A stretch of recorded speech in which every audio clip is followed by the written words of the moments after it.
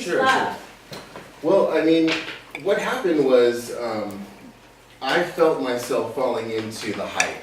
The hype was Earth Day. That's when I kind of ran into flat Earth. If you think about Earth Day, it's April 22nd, right?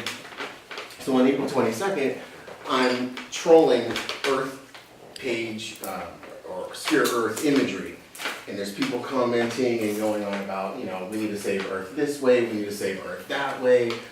And this is years and years of constantly trying to be aware socially or environmentally or geopolitically online. Everybody kind of has a credit to doing that kind of research, right? Or most people who are, it's okay, well think of it this way, it's now in vogue to be conscious and aware, right? It's kind of cool now, right?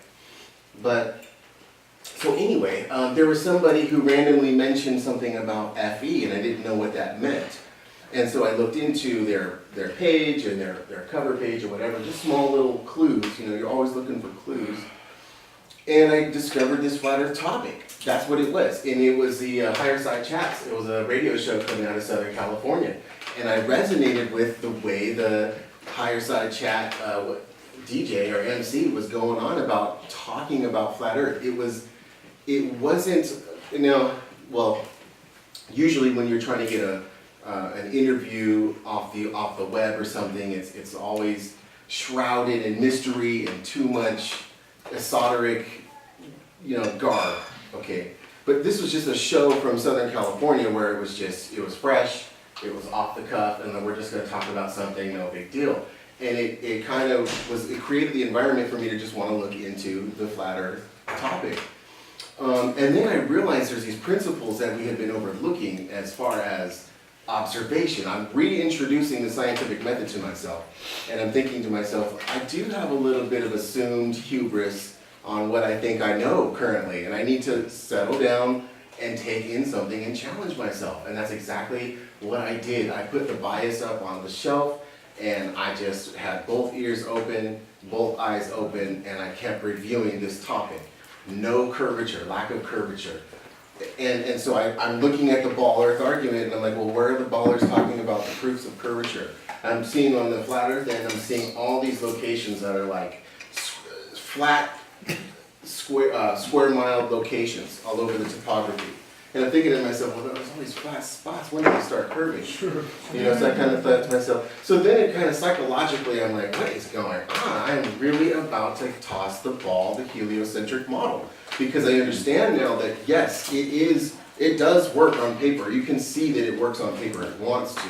But when you go out and you look and you realize there's people who are doing experiments, now that there's a whole army of people who are interested in this topic, even the smallest topographical segment of experimentation matters to me now, because that matters. And it's observable and it's repeatable. And so there I was having mornings where I was waking up and I'm just thinking to myself, am I spinning today? And I kind of gauge it and think of it and even feel it. I would literally sit and try to feel it. Because that's what you're being asked to assume. You're being asked to assume that you feel spin or don't feel spin, whatever. So I wanted to find out what was going on for me. So I would have days where I wake up spinning and I'd have days where I was waking up flat. And so at some point, I'm looking at the sun's light and I'm looking, I had a beach day, I went camping at Bodega Bay, and I'm watching the sun go down and I'm like, wow, it's closer. You know, and I've never really contemplated the fact that what I'm observing, that the light's vectoring up, is there's a point, there's a source right here, a source point. And the same thing with the moon, you're looking at the moon, you see the source point kind of manifests as the light around the clouds in a local location. And so that coupled with the fact that we haven't had anyone really stand up firm and talk about curvature yet on the ground, the measurable curvature is why you can call me a flat earther if you want. You can call me a globe skeptic if you want. You know, you can call me a geocentric. That's where I'm at. So. Awesome. Yeah. That's great. That's great. Thank you. So I'm new to this, right? Oh, cool. Hold on. I think I heard it from you like last time I was here about the earth being flat. You know, there was this kind of glimpse of moment. And it says, well, we used to think the earth was flat, but now that we have all this scientific proof that it's round. And then I thought, so you're saying we were smarter? Like we actually thought that it was flat, and then we went to round, now we're back to flat, which is kind of interesting. I just wanted to point that out for somebody that's new and kind of heard that, like in between the time I saw you last. Yes, Yeah. yeah. That's interesting.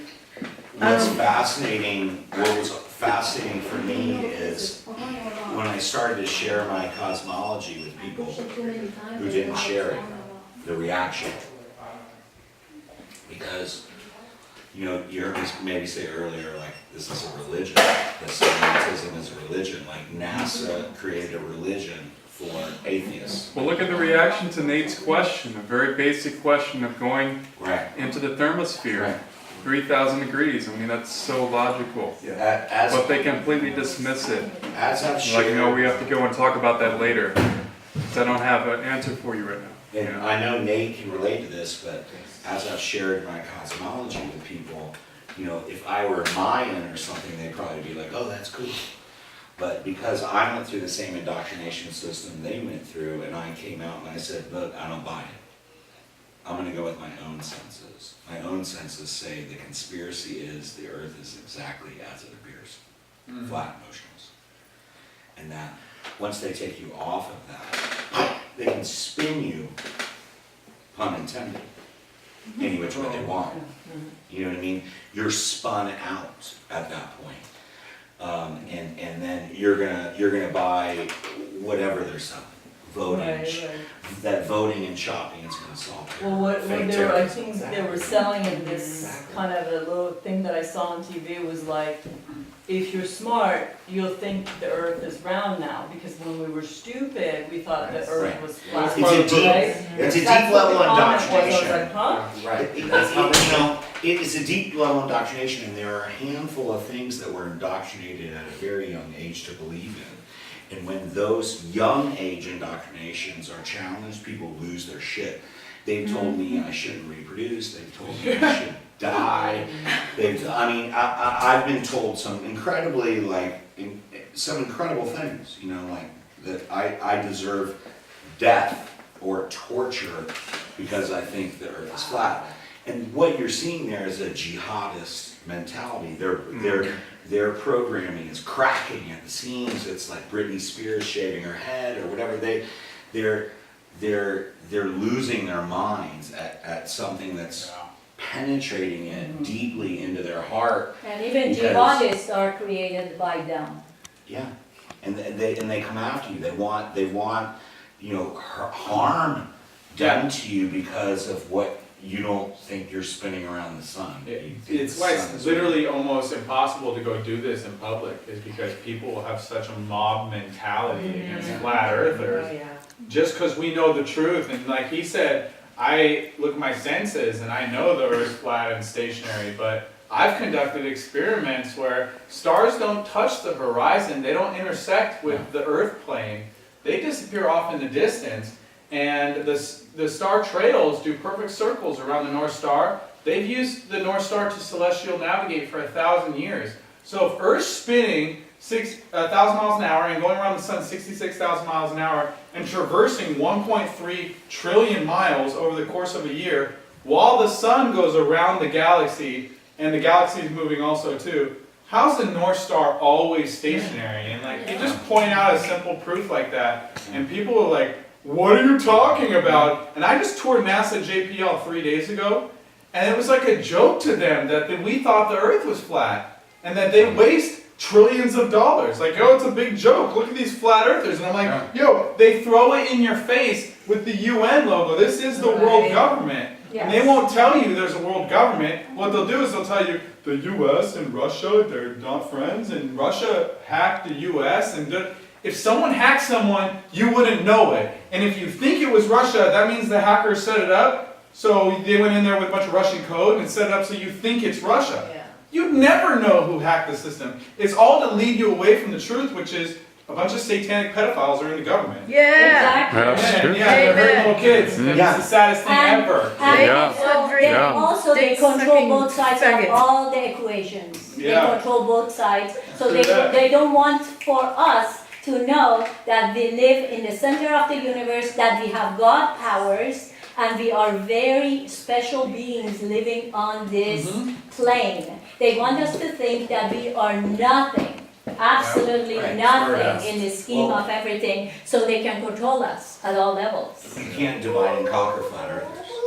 That's, Whoa. there's the problem. I don't know. Wow, that's news. Yeah. That's news. They're trying though. There's a lot of division. Of course, Yeah. yes. But at the end of the day, the one thing that the flat earther all has in common, whether they think it's a dome or a no dome or a square or a circle, it's all totally irrelevant. We're babies trying to learn this stuff. Absolutely.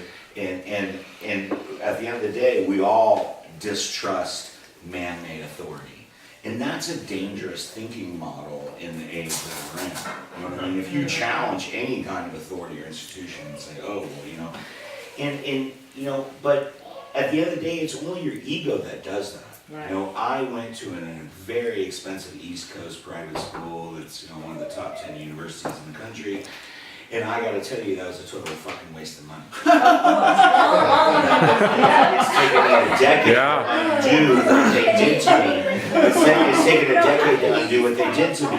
You know what I mean? I agree. UC system too. They drive you into this model of, oh, just get a high SAT score and a high GPA, Yes. and take out a huge loan.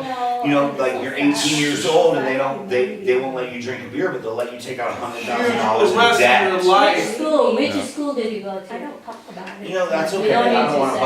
publicize Okay. that. You know. No, we But- want to demonize. Jesus, you know, please help us. You know, like. No, he did. He Right. gave us memes. Right, right, right. Somebody help us, you know, fight this sort of like novice approach to it all. Like people, anything that's worth learning, you have to learn it on your own.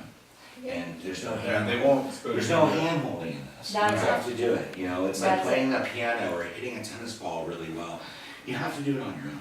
Yeah. You know. Yeah. Self-empowerment. Yeah. Self-empowerment. One thing that I wanted to say also was, there is this whole lake in Russia, 450 square mile of lake. Yes? Now guess what? In the winter, it freezes. Yes? Yep. Just imagine, have you ever seen a lake that goes many miles